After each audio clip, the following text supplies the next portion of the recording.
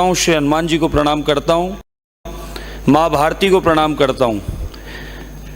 मुझे जो बोलने का यहाँ समय दिया उसके लिए आप सबका आभारी हूँ। विशेषकर अध्यक्ष महोदय, प्रथम बार आने के बाद प्रथम बार अभिभाषण पर बोलने का मुझे अवसर मिला है। कहीं कोई त्रुटि हो तो पूर्व में क्षमा चाहता हूँ। सबसे पहले तो हमारे आराध्य भगवान राम, जिनकी वंदना हम सब ने की है और इस अमृत महोत्सव हम सब मना रहे हैं। कुछ सदस्यों को जरूर इससे आपत्ति हो रही है, बार बार राम की बात आते ही उछल कूद मचाते हैं, ऊट पटांग शब्द फिर बोलने लगते हैं। खैर, ये अपना अपना स्वभाव है। हम सबके इष्ट राम हैं, प्रभु राम हैं। कुछ लोग राम राम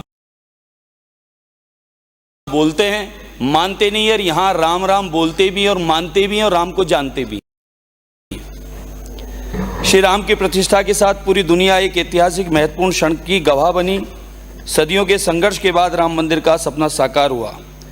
राम मंदिर के पवित्र दरवाजे खुलने पर आध्यात्मिक ज्ञान और सांस्कृतिक पुनरुत्थान का एक नए युग की शुरुआत हुई है।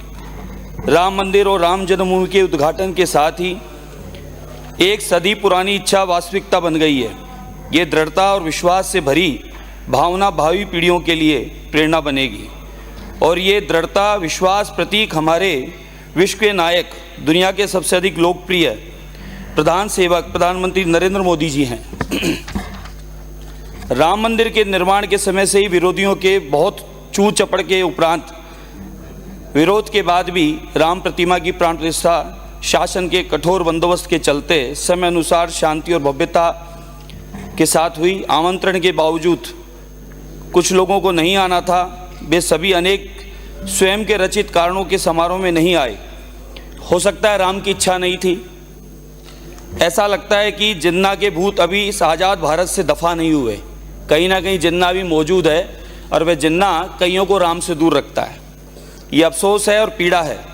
सभी सनातनियों को अपने ज्ञान चक्षु अब खोल लेने चाहिए। जिन लोगों को ऐसे अनुष्ठानों में राजनीतिक दिखती है उन्हें राजनीतिक करते रहना चाहिए, परंतु आज जनता को ऐसे राजनीतिक लोगों को चिन्हित करके अपने को उनसे अतिशीघ्र अलग कर देना चाहिए।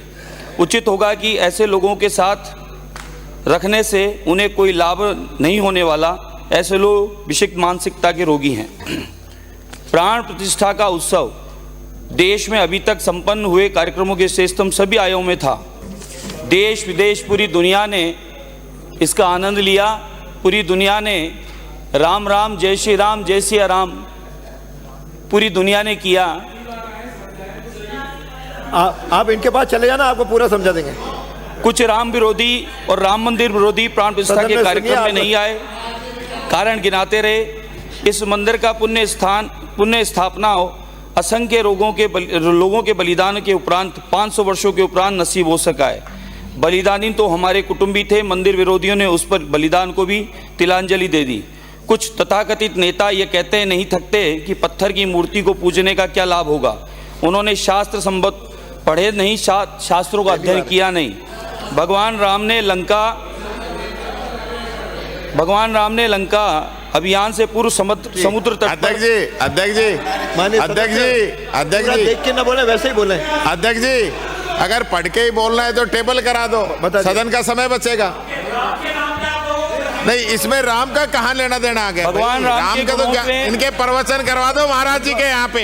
बोलने दीजिए। राम के प्रवचन करवा दो। भगवान के राम के गुणों की मैं बात करूं तो उनके गुणों में लोभ, ईर्ष्या, स्वार्थ से कोई सदस्यों को दूर रहना है। कुछ तैयारी करके मुश्किलों से हार न मानना, संकल्प को पूरा करने का निश्चय, विनम्रता, सबको साथ लेकर सबको चलना, सबका विश्वास जीतना, सहनशीलता और धैर्य, दयालुता, मित्रता, नेतृत्व क्षमता के जो मुख्य गुण हैं उनको हमारे माननीय प्रधानमंत्री जी ने अपने जीवन में उतार रखा है।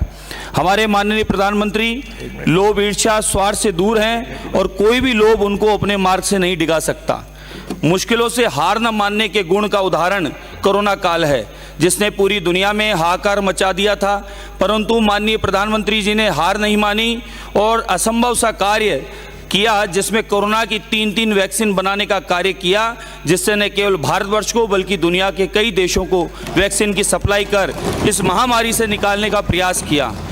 मोदी जी ने यह गुण दयालुता, मित्रता का प्रतीक है। भगवान राम से ही ये सारे गुण हमें संभव हो पा रहे हैं। संकल्प को पूरा करने का निश्चय तो माननीय प्रधानमंत्री जी का इतना है कि उन्होंने संकल्प लिया था कि कश्मीर से धारा 370 हटानी है और कश्मीर के लोगों को उनका हक, कश्मीर की प्रगति का मार्ग प्रशस्त करना है। तो इस संकल्प को उन्होंने पूरा किया और आज कश्मीर का चौमुखी विकास जो सपना सा लगता था वह हमारी साकार हुआ। आज वहाँ पर पर्यटन बढ़ा है, शांति की स्थापना हुई है और निरंतर तरक्की की ओर कश्मीर आगे बढ़ रहा है। वहाँ के अब पत्थर नहीं, वहाँ कलम हाथ में है और विकास की ओर कश्मीर आगे जा रहा है।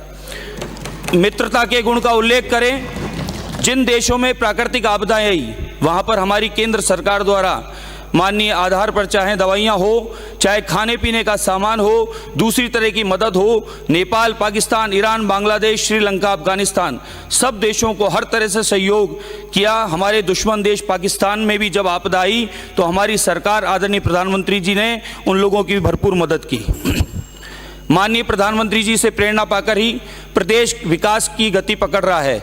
कुछ ही दिन सरकार आए हुए और गति प्रारंभ हो गई, ये माने विकास को पंख लिखें। माननीय मंत्री भजन लाल जी ने संकल्प लिया है, अगर मैं पूर्व सरकार की बात करूं तो पूरे 5 साल तक मुख्यमंत्री का है, मुख्यमंत्री बोला है, नहीं आप दोबारा सुन लें। माननीय मुख्यमंत्री जी, आदरणीय भजन लाल जी, भाजपा सरकार का संकल्प है, ये पूरा एक परिवार है। पिछली 5 साल की सरकार जैसलमेर की होटलों में हवा खा रही थी एसी की, और यहाँ जनता त्राही त्राही मचा रही थी सड़कों पर। पिछली सरकार का कार्यकाल आप हम सबको पता है। भ्रष्टाचार चरम सीमा पर पहुंच गया था। सरकारी ऑफिसों की अलमारियों में सोने के बिस्कुट पाए जा रहे थे।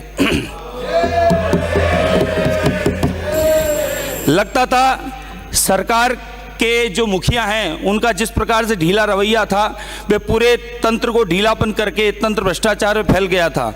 पूरे 5 साल कुर्सी की लड़ाई में ही गुजरे और इसका फायदा भ्रष्ट नेता अफसरों को खूब उठाया। सरकार का भी, उसमें पूर्व विधायकों का भी बहुत सारा समय जैसलमेर की होटलों में ही बिताया गया। पूर्व मुख्यमंत्री जी अपनी कुर्सी बचाने के चक्कर में घोषणा पर घोषणा करते रहे। एडवर्टाइजमेंट की सरकार रही। जिस एमएलए ने जो मांगा सो उसकी घोषणा कर दी, लेकिन धरातल पे भी कुछ हुआ नहीं। बजट कहां से आएगा ये पता नहीं था। हो गया आपका समय साहब, 2 ही मिनट लूंगा, प्रथम बार बोल रहा हूं, इतनी कृपा करें। आधे मिनट में पूरा करिए, आपके 7 की जगह 8 मिनट हो गए। 2018-19 के अनुसार 31 मार्च 2019 को राज्य पर रुपए 3,11,374 करोड़ का ऋण भार था। प्रति व्यक्ति ऋण भार रुपए 40,300 था। जो बजट अनुमान 2023-2024 के अनुसार 31 मार्च 2024 को राज्य पर रुपए 5,79,781 करोड़ का ऋण भार अनुमानित है तथा प्रति व्यक्ति ऋण भार बढ़कर रुपए 17,800 अनुमानित है। युवाओं को तो सरकार जैसे युवाओं की तो शत्रु थी, पीछे ही पड़ गई। पता नहीं किस बात का बदला लिया। वैकेंसी निकाल देते, फार्म भरवा लेते, फार्म के पैसे इकट्ठे कर लेते, कोचिंग वालों से साठगांठ कर लेते और जैसी परीक्षा आती पेपर लीक करवा देते और बच्चों का भविष्य अंधकार में बार बार डाल दिया गया। पुरानी सरकार के मंत्रियों ने अपने चहेते रिश्तेदारों को नौकरियां बांटने का काम किया।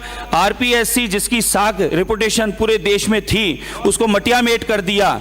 काम पिछली सरकार ने ऐसा किया जैसे मानो नाथी का बाड़ा हो। इस प्रकार का काम पूरी सरकार ने करके अपना समय बर्बाद किया और राजस्थान की जनता ने जो विश्वास दिया था, जो मत दिया था, जो टैक्स ने जो रुपया दिया था उसको बर्बाद किया। इसके अलावा कुछ नहीं किया। धन्यवाद महोदय। श्री जेठानंद व्यास।